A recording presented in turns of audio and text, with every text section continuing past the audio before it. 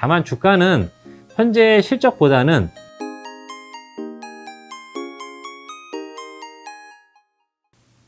네, 안녕하세요. 하나증권에서 은행 담당하고 있는 최종욱입니다. 최근에 이슈들이 좀 있어가지고 그걸 정리해서 마진하고 배당에 미치는 영향 이런 것들을 좀 말씀드리도록 하겠습니다. 먼저 그 7월 달에 한국은행 그 가중평균 금리 동향이 나왔는데요.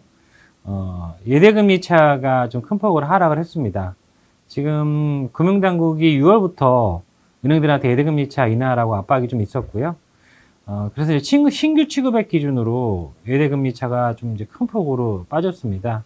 그래서 이 저축성 소신금리는 52bp 정도 상승했는데 대출금리는 30bp 상승에 그쳐가지고 신규 취급액 기준 예대금리 차가 전월 대비 21bp나 축소가 됐고요.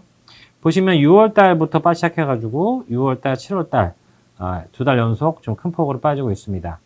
물론 이제 은행 마진은 그 잔액 기준이랑 많이 연동이 되는데요.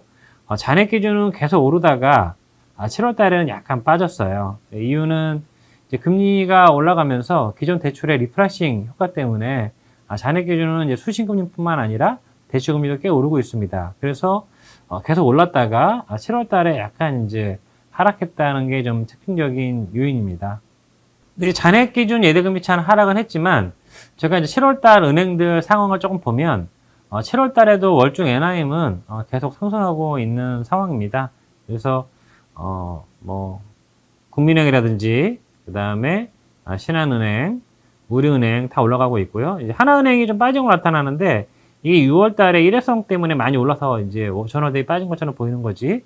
경상적으로는 이제 계속 올라가는 추세라고 보시면 될 것 같습니다. 그래서 3분기에도 은행 마진은 꽤 올라갈 것 같고요. 분기 기준으로는 평균적으로 한 7bp 정도, 은행별로는 이제 DGB나 JB 이런 지방은행들이 마진이 많이 올라갈 것 같습니다.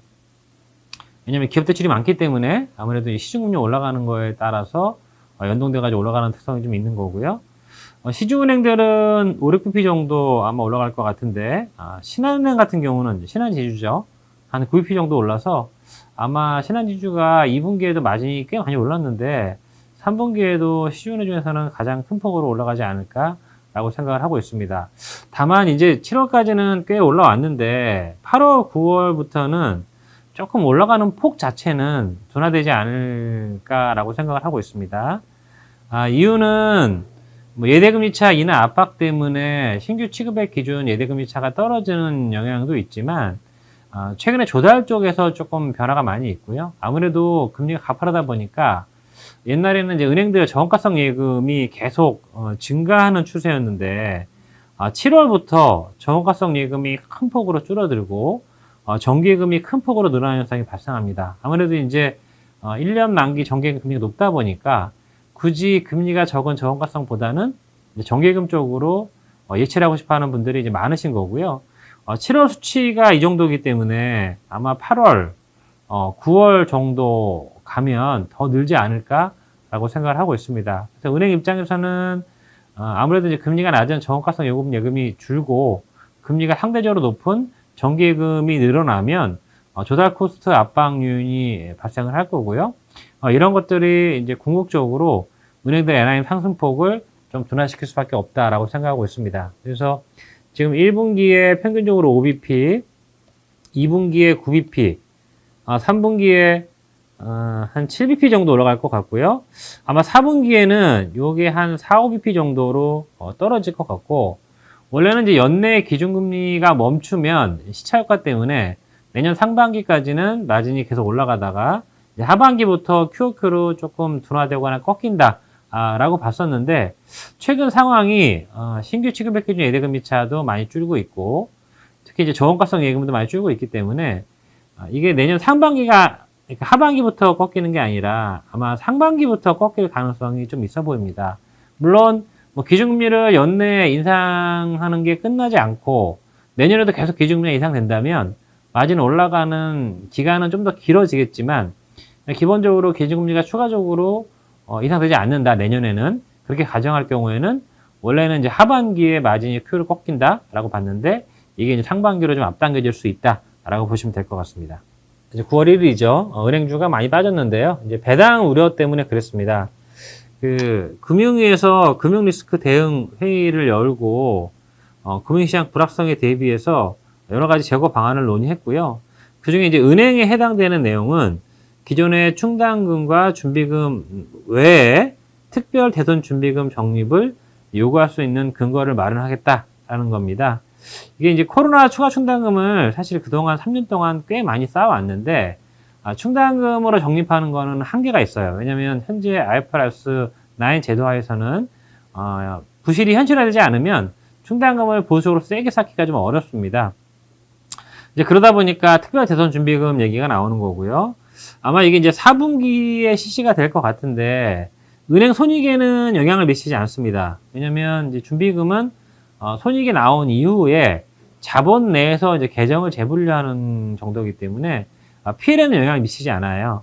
다만 대손 준비금은 이제 배당 가능에 서 차감되기 때문에 특별 대손 준비금이 늘어난 것만큼 아마 배당이 조금 제한되는 요인으로 작용할 가능성이 높다라고 보시면 될 것 같습니다. 그러면 특별 대손 준비금 얼마나 쌓을 수 있을 거냐? 사실 뭐 그거는 4분기에 가봐야지 지금으로서는 좀 가늠하기 어렵고요.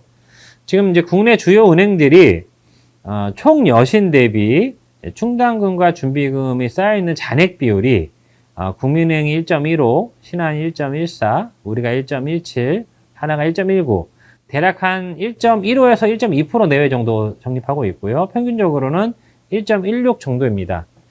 근데 미국 은행들 같은 경우는 뭐 좀 은행마다 차이가 있지만 평균적으로 1.5% 정도 쌓고 있어요. 그래서 이거를 어느 정도 수준까지 올릴지 모르겠지만 0.1% 정도 올린다고 하게 되면 여신이 대략 한 300조 정도 되거든요. 그러면 한 3천억 내외 정도의 준비금이 필요한 거고, 이거를 미국 은행 수준까지 1.5%까지 올린다라고 하면 개별 은행당 대략 한 1.1조 원에서 1.2조 원 정도의 준비금이 필요하지 않을까라고 생각을 하고 있습니다.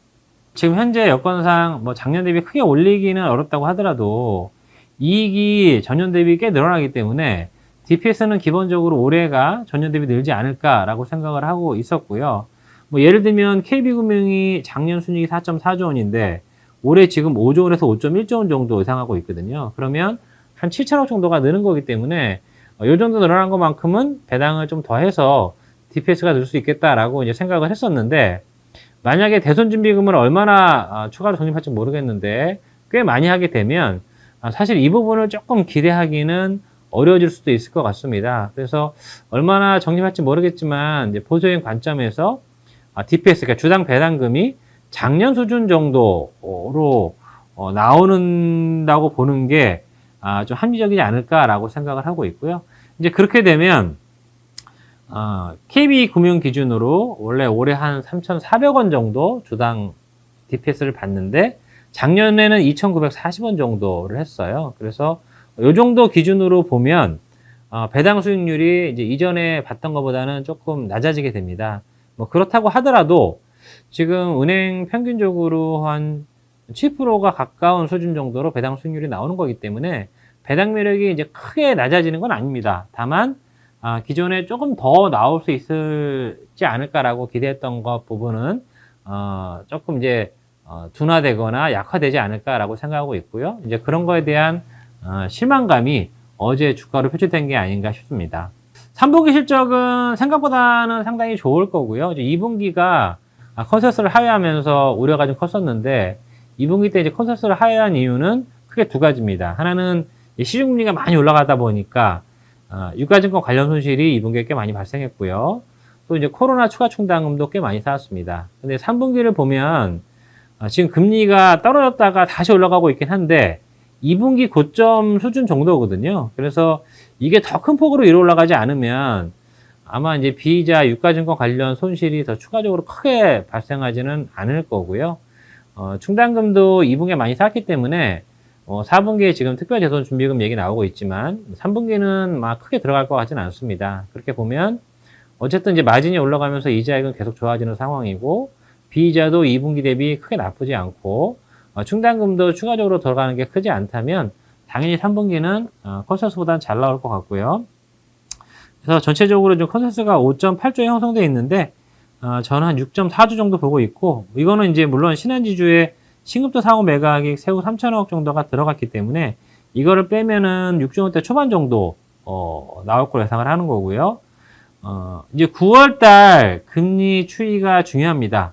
9월달이 금리가 시중금리가 계속 뭐 위로 상향으로 올라간다라고 하면 저희가 봤던 것보다는 조금 손익이 덜 나올 수도 있겠지만 현재 수준이라고 한다면 이 정도 숫자는 상당히 잘 나올 거다 라고 보시면 되고, 다만 주가는 현재 실적보다는 이제 미래 전망을 끌고 들어오죠. 근데 이제 경기 우려가 워낙 크고 최근에 원화 약세도 워낙 심해지고 규제 리스크 많이 있고 하다 보니까 주가가 단기간에 많이 빠졌다고 하더라도 의미 있게 힘차게 계속 뭐 반등하기는 조금 쉽지는 않아 보이고요.